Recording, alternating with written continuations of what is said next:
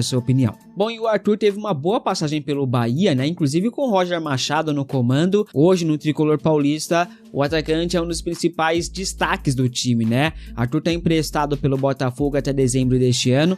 Desde que chegou, ele soma 9 jogos até o momento. Arthur tem opção de compra fixada em 6 milhões de euros. Na cotação atual vai dar mais ou menos ali uns 36 milhões de reais. Esse valor seria por 60% dos direitos econômicos do atleta, tá? O São Paulo, no entanto, pode ser obrigado a comprar o Arthur em definitivo, caso o jogador atue em 60% dos jogos até o final do ano.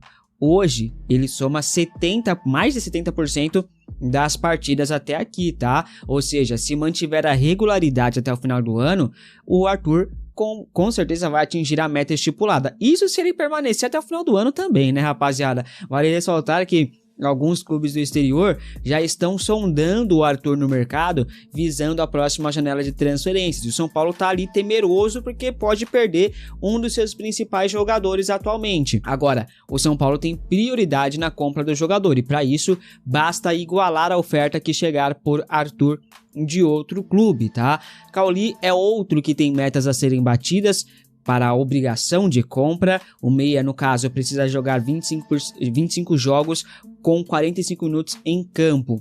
Agora, imagina se os dois batem as metas estipuladas em seus respectivos contratos, né? O São Paulo ali, chutando baixo, vai ter que pagar pelo menos uns 50 milhões de reais para garantir a permanência desses dois atletas. Você compraria o Arthur e o Cauli? Comente aqui abaixo. No caso do Arthur é um pouco mais complicado porque, como eu falei, se chegar uma proposta boa de algum clube do exterior, e a informação que chega é que deve ter propostas no meio do ano, o São Paulo, se quiser manter o jogador, vai ter que exercer o direito de compra. Agora, imagina se chega um clube ali e oferece 50 milhões de reais pelo Arthur. O São Paulo vai conseguir cobrir? No contrato, a cláusula, ela prevê que o São Paulo exerça o direito de... Porque o São Paulo pode fazer o seguinte, rapaziada, fazer assim, ó. Fiquei sabendo que vai chegar uma proposta do Churupita por 50 milhões de reais pelo Arthur. Ao invés de São Paulo igualar essa proposta, o que o São Paulo pode fazer? Antes dessa oferta chegar, tentar acionar a cláusula de compra. Falar, Bahia, Botafogo, quero comprar o Arthur, 36 milhões de euros. De reais, beleza, fechou. São Paulo pode fazer isso, se antecipar a uma proposta pelo Arthur, mas vale a pena?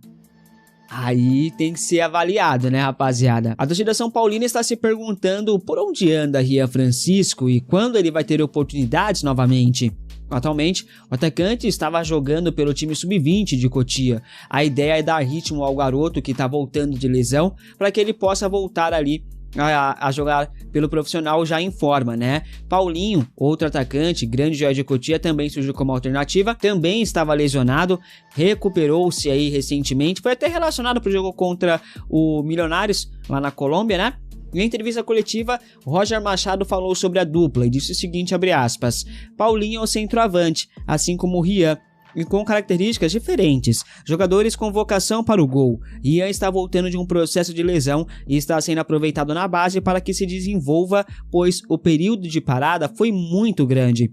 No dia a dia vai me pautar o que eles conseguem me oferecer no dia a dia e peço que repitam no jogo, fecha aspas. Informações apontam, rapaziada, que o Roger Machado fez um pedido e a ideia seria testar o Rian Francisco como segundo atacante, um pouquinho mais recuado, né? Por trás ali do Caleri, por exemplo. Essa é a informação que chegou pra gente anteontem. Ontem, um outro portal, ao qual eu não vou dar os créditos aqui, porque já vou falar o porquê, afirmou que o Roger teria pedido para que testassem o Rian Francisco como um ponta direita, porque ele queria usar o Rian como ponta direita no elenco do São Paulo, talvez pensando ali num substituto para o Arthur, que hoje a gente não tem, né?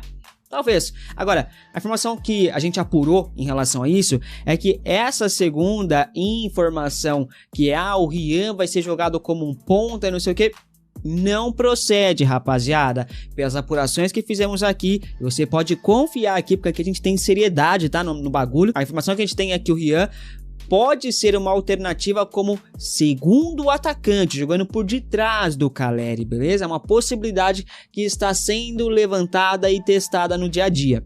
Colocar o Rian como um ponta seria uma grande loucura e o Roger Machado sabe muito bem disso, por isso sequer cogitou essa possibilidade. Você é a favor de o Rian Francisco jogar como um segundo atacante ou ele tem que jogar ali como um substituto do Calleri? Comente aqui abaixo que eu quero saber a sua opinião. E o mercado da bola no futebol brasileiro começa a esquentar e olha que nem abriu a janela de transferências no meio do ano ainda, né? Alguns nomes começam a pipocar, pois podem estar disponíveis daqui a pouquinho. O São Paulo está no mercado em busca de algumas reposições em alguns setores. A diretoria prioriza a chegada de um zagueiro canhoto, um ponta à esquerda e um meio-campista. Tem vários jogadores ali que ainda podem atuar no futebol brasileiro, no campeonato brasileiro, né? Algo que possibilita uma transferência aí no meio do ano, pois não estourou o limite de jogos ainda. Surgem nomes como Everton Cebolinha, Gustavo Scarpa, o Wallace, o Gilberto, o lateral do Bahia, Joaquim Correia e até mesmo o Germancano do Fluminense. Mas um deles me chamou a atenção em uma matéria do Globoesporte.com. Já tô dando os créditos aqui pra não ter gente enchendo o saco, hein? Tô dando os créditos aqui, cara. Trata-se de Paulo Henrique Ganso, hoje considerado reserva no Fluminense. Alguns torcedores ali começaram a voltar ali a questionar e pensar na possibilidade do Ganso voltando ao São Paulo, mesmo com seus 37 anos de idade, né? Isso acontece pelo fato de o Cauli, que veio para ser o armador do time, não conseguir render até o momento. A torcida perdeu a paciência com o Cauli pelos poucos jogos que viu, inclusive, né? O Cauli acho que não tem 15 jogos pelo São Paulo, né? Mas não rendeu ainda. O Ganso, apesar da idade, ainda é um gênio, segue com uma visão de jogo espetacular e quando tá lá naquele meio de campo orquestrando a armação, coloca os companheiros na cara do gol a qualquer momento, né? Fala que o Fluminense pode trocar de treinador a qualquer momento e aí o Ganso pode perder ainda mais espaço conforme qual for o pensamento ali, um pensamento do novo treinador, tá? O problema é que o Ganso já tem 12 jogos pelo Fluminense no Campeonato Brasileiro, tá? Se quiser trocar de time neste ano, ele não poderá fazer mais nenhuma partida na competição, senão vai estourar o limite. Ou seja, para quem está cogitando aí essa possibilidade nas redes sociais, dificilmente isso vai acontecer. Mas vale lembrar da promessa que o Ganso fez ao São Paulo, veja. Eu vou praticamente representar a minha vida. Não tenho dúvida que eu vou voltar um dia. Eu vou conquistar um título para esse clube. Isso eu não tenho dúvida. Essa promessa foi feita aí há 10 anos, né, rapaziada? E não foi cumprida ainda. Você acredita que o Ganso cumprirá essa promessa e voltará para o São Paulo? Comente aqui abaixo. Você aceitaria o Ganso no auge dos seus 37 anos no São Paulo? Comente aqui abaixo a sua opinião. Se for pra vir pra ganhar no máximo 350 pau e mandar o Cauli embora, talvez possa valer a pena, né, rapaziada? Mas enfim, vamos aguardar. Até mesmo você pode colocar o Cauli como segundo volante ali também, testando e tal, né? É uma alternativa. Eu gosto muito do futebol do Ganso. Vem do Fluminense hoje, quando o Ganso joga, acho que ainda tem muita qualidade, dá pra render, né? Mas é complicado. É complicado. 37 anos, meu Deus. O tricolor. Bom, aqui no vídeo de ontem, né, rapaziada, no canal, eu trouxe para vocês a informação de uma possível renovação do Rafael e confesso para vocês que teve até uma divisão entre a galera que acompanha nossos conteúdos aqui, né? Alguns querem a renovação, outros não, e isso certamente vai gerar uma polêmica caso renove, né, a situação contratual do goleiro Rafael, que quer continuar no São Paulo, tá? Eu fiz aqui um resumo usando a IA, é uma ferramenta que tem aqui no próprio YouTube, tá? Do meu canal, que diz o seguinte referente à questão do Rafael. Olha só que interessante, ó. Enquanto uma parcela considerável defende a renovação por ser o goleiro mais confiável desde Rogério Ceni, muitos espectadores questionam a sua idade e desempenho técnico, sugerindo a busca por um substituto mais jovem. Então, rapaziada, teve de fato aqui ontem no vídeo, né, uma parcela da galera bem dividida, né, de renovar, outros não. Eu, sinceramente, eu concordo com a galera que o Rafael é o melhor goleiro pós-Rogério Ceni, isso acho que ninguém discute, tá? De fato, ele mostra uma certa segurança em alguns momentos, mas eu acho, rapaziada, que a gente não pode se apegar muito nessa questão, pô, Teclas, ele é o melhor pós-Rogério e vai se desfazer do cara. Se a gente pensar assim, rapaziada, a gente não abre novos horizontes. A gente fica meio que refém do jogador aqui por muito tempo. A gente pode talvez trazer um cara melhor que ele, por que não? O São Paulo é gigante. O São Paulo é um clube grande. Então, talvez essa galera que fala aqui, não, Teclas, deixa ele, talvez não acredita que o São Paulo vai trazer um melhor, né? Aí nesse ponto até concordo, mas vamos tentar pensar grande, pensar que o São Paulo é um clube gigante, talvez consiga trazer um jogador melhor do que o Rafael. Então, é nesse ponto que eu quero trazer para vocês, entendeu? A gente não pode ficar aceitando migalhas, entre aspas, tá? Ah, deixa assim mesmo, né? Empurre com a barriga mais um tempo. Eu acho que não. Eu acho que o torcedor tem que ser um pouco mais exigente. E, infelizmente, a nossa torcida, uma parte, por conta do que fizeram no São Paulo, as pessoas que gerem o clube, meio que estão aceitando qualquer coisa. Não querem inovar, quer ficar somente ali, né? Deixa assim mesmo, né, mano? Renova com o cara. Eu acho que a gente tem que pensar um pouco maior. Ser aquele São Paulo que quer jogadores melhores. Ciclos se encerram. O Rafael, de fato, ele foi importante no São Paulo, né? Em vários momentos aí. Foi importante, ninguém discute isso. Mas eu acho que tem momentos e momentos, tá? Igual eu falava para vocês sobre o Arboleda. Diversas vezes eu vim aqui e falava, rapaziada, já não dá mais para ficar com a Arboleda. Já tem uns 2 anos que eu falo isso. E o pessoal macetava a gente aqui. E olha só o que o Arboleda fez com a gente. Não que o Rafael faça a mesma coisa, porque aparentemente ele não tem o mesmo perfil do Arboleda, ainda bem. Mas eu acho que a gente tem que parar de se apegar tanto em jogador. Ainda mais um clube que precisa de títulos, né? Precisa talvez renovar o elenco. Eu acho que tem fases, né? O Rafael, para mim, teve a sua importância em algum momento. Eu acho que até 27, mais um ano, beleza, né? Cumpre o contrato aí depois, não. Essa é a minha opinião, quero saber de vocês. E falando de Arboleda, olha só o que trouxe o resumo do vídeo de ontem, ó. Há um consenso de que o clube deve aplicar punições severas, como multa ou rescisão por justa causa, devido ao comportamento antiprofissional e à ausência injustificada do zagueiro. Então, grande parte da galera, né? A grande parte não, acho que todo mundo, tá? Quer aí uma punição pesada no Arboleda e vamos aguardar até o dia 4 para ver o que vai acontecer aí com o jogador. Rapaziada, referente ao Rafael Soares, que é o diretor de marketing do Bahia, ontem eu trouxe a informação para vocês com mais detalhes. É o nome que São Paulo quer contar para o lugar do Eduardo Toni, tá? E, cara, tem um avanço muito significativo para que isso aconteça, que ele vire, ele se torne o novo diretor de marketing do São Paulo, tá? Já tem conversas muito avançadas e a tendência é que nessa próxima semana que vai entrar agora, aconteça o acerto.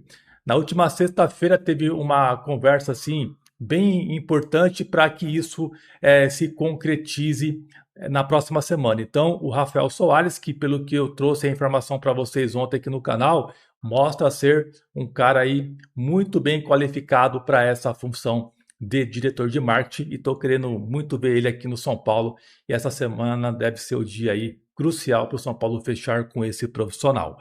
Bom, e sobre o Scarpa, muitas pessoas perguntando para nós, né, se de fato existe alguma coisa. O que aconteceu, rapaziada, é que surgiram algumas informações, tá? Até onde eu sei, assim, não são informações tão oficiais, e eu não consegui essa confirmação se o São Paulo de fato está atrás do Gustavo Scarpa, tá? Mas eu não descarto que o São Paulo acabe recorrendo, né, no mercado por esses jogadores com esse perfil de 30, 31 ou 32 anos. No caso do Scarpa, ele tem 32 anos de idade, tá? E eu não contrataria ele. É um jogador que está em baixa, eu acho que ele já rodou bastante em diversos clubes e talvez o melhor momento dele ali foi no Fluminense, um pouco no Palmeiras. E eu acho que hoje é um risco, é um jogador caro, né? O valor de salário aí não é baixo e eu não faria isso, tá? É um jogador que eu acho que se o São Paulo contratasse, cara, eu acho que não iria ter retorno esportivo e muito menos financeiro, porque ele chegaria com 32 anos, ficaria aqui com um contrato de 2 ou 3 anos, estourando ficaria aqui até 36 anos, né, ou 35, e o São Paulo não iria ver a cor do dinheiro, do retorno financeiro, não tem como investir em um jogador desse tipo, tá? E se ele tivesse no auge, jogando bem, né, mano? A gente vendo o Scarpa destruindo, igual é o Arrascaeta hoje em dia, era um caso, era um ponto a se pensar, mas eu acho que a gente não pode entrar em mais uma furada aí desse tipo. Para mim, aí o Scarpa seria um erro absurdo, tá? E internamente há uma informação de que o São Paulo não deve fazer grandes movimentos na próxima janela. Como assim grandes movimentos, né? Jogadores de muito nome, impacto, jogador de um alto salário. Inclusive o Cebolinha, que foi um nome que o São Paulo sim chegou lá e consultou, viu possibilidades. Isso muito por conta da questão política que acontece hoje no São Paulo, a guerra política, né?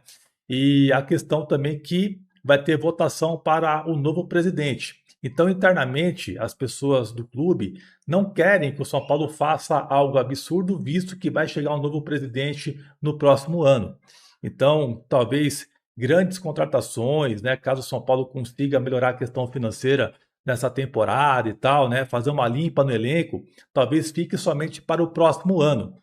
A não ser que o São Paulo consiga, né, uma oportunidade de mercado e apareça algum jogador que facilite, né, o momento atual financeiro do São Paulo. Mas isso não deve acontecer com muita facilidade, tá, pessoal? Então, eu acho que nome assim muito impactante para o meio do ano não deve acontecer, tá? E sobre o Rui Costa, surgiu uma informação que foi do Ramone, da São Paulo Digital, de que se ele for demitido pelo São Paulo, ele receberia uma multa de 5 milhões de reais. Cara, que absurdo, né, mano? Que absurdo, que absurdo. Quem que fez esse contrato pro Rui Costa? Um diretor de futebol do São Paulo, né? Ganhando uma multa maior do que um treinador. Isso é bizarro.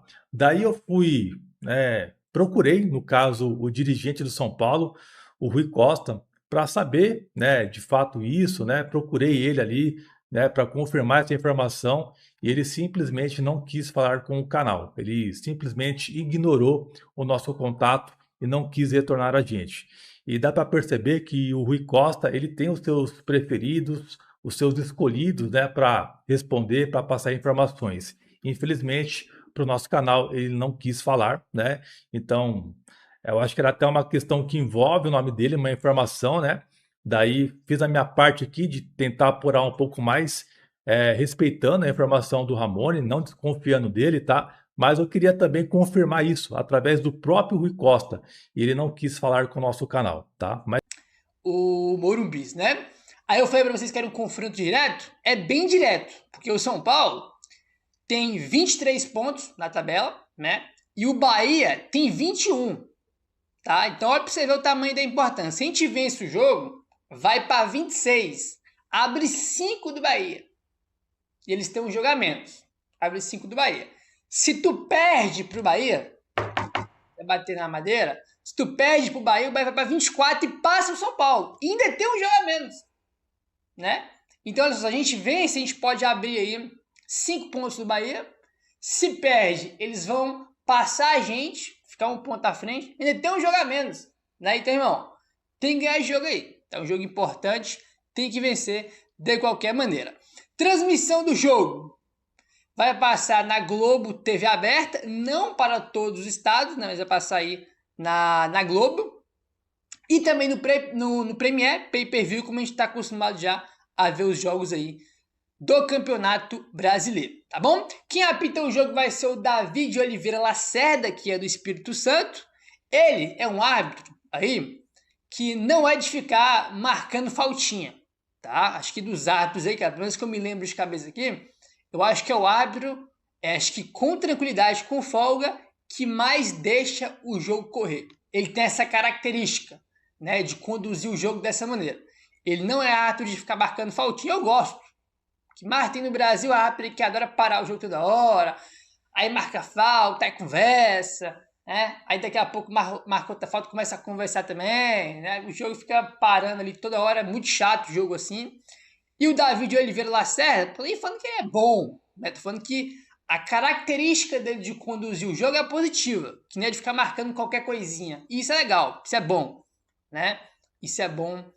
Aí, E quem vai estar no VAR vai ser o Rodrigo D'Alonso Ferreira, tá? Aí, vamos torcer e esperar para que não tenha nenhum tipo de polêmica aí de arbitragem, né? Que os times aí sejam protagonistas do jogo e que se resolvam aí, né? Que o resultado seja resolvido na bola e não que a arbitragem decida aí o placar, porque é sempre uma coisa que acontece bastante aí no futebol brasileiro, tá bom? Seguinte, ó, a gente tem para esse jogo aí o retorno do Lucas, né? A novidade para o jogo de hoje é o retorno do Lucas, né? Segundo informações, ele fica no banco e deve jogar um pouquinho no segundo tempo. É óbvio que ele não vai ser titular porque o cara se machucou, se eu não me engano, no dia 18 de março, né? Contra o Atlético Mineiro. E ficou esse tempo aí de fora. E claro que ele não está em condição de jogar 90 minutos agora. Né? Aquela coisa, quando o jogador fica um tempo fora, volta no banco, aí joga 15 minutos aqui, meia hora de outro jogo, depois vai evoluindo aí, pegando ritmo de jogo, aprimorando na parte física, né? E depois deve virar titular com o tempo, a gente imagina. Então, Lucas relacionado vai estar no banco hoje, vamos ver se ele vai entrar na segunda etapa ou não, belezinha? A gente tem aí, rapaziada, o que acontece? A gente tem para esse jogo aí, 2 jogadores do São Paulo pendurados. Significa que, se tomarem cartão hoje contra o Bahia, vão ficar de fora nada mais, nada menos do que do majestoso contra o Corinthians lá em Itaquera. São eles, o Wendel e o Luciano. Tá? Então os dois estão pendurados, especialmente o Luciano não pode tomar cartão, porque o Wendel ele é mais reserva do que titular. O Wendel vem jogando nos últimos jogos porque o Enzo estava fora. O Enzo, por exemplo, já está disponível, né? Talvez ele nem comece, né? Seja uma opção do Roger começar com o Enzo, porque o Enzo normalmente é titular do time do São Paulo, o Enzo não. Agora, o Luciano não pode tomar cartão. Viu, seu Luciano? Próxima rodada é clássico, majestoso. Então, irmão, evite reclamar, né? Tem que tomar cuidado nas entradas que foi dar. Quando for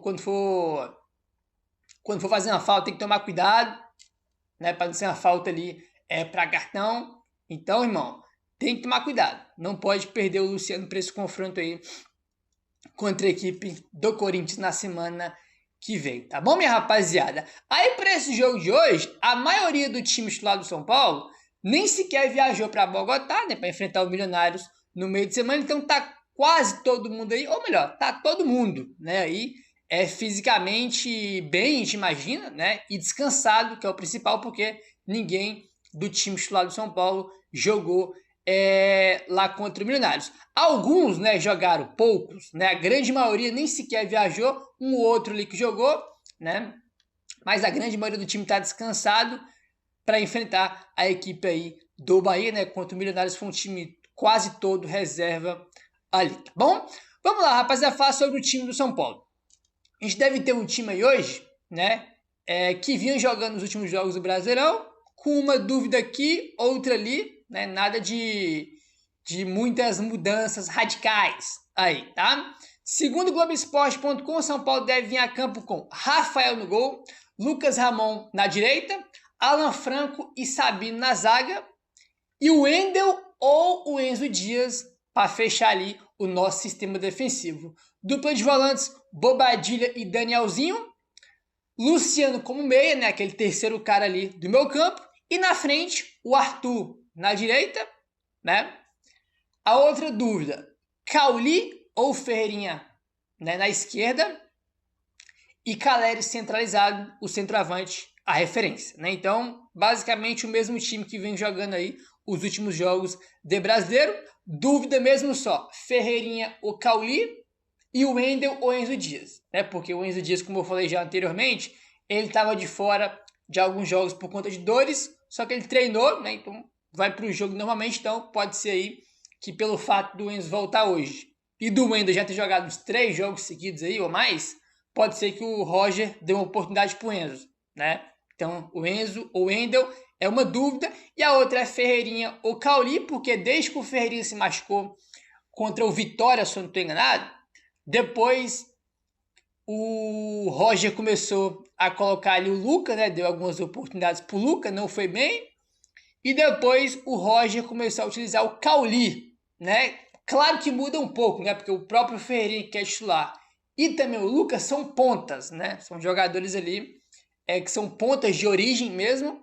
O Cauli já é mais um meia. Então, quando você põe o Cauli na ponta esquerda, é um meia pela direita e não ponta. Tanto que se você for olhar, especificamente no jogo do São Paulo contra o Juventude, contra o Mirassol, a gente viu o São Paulo muito buscando o jogo pelo meio, né? Construir pelo meio, porque o Cauli é o meia e é onde ele atua mais, né? A gente sempre comenta, o jogo do São Paulo é ponta no Arthur, bola no Arthur, na direita, bola na esquerda do Ferreirinha e torcer para eles fazerem alguma coisa. E é verdade.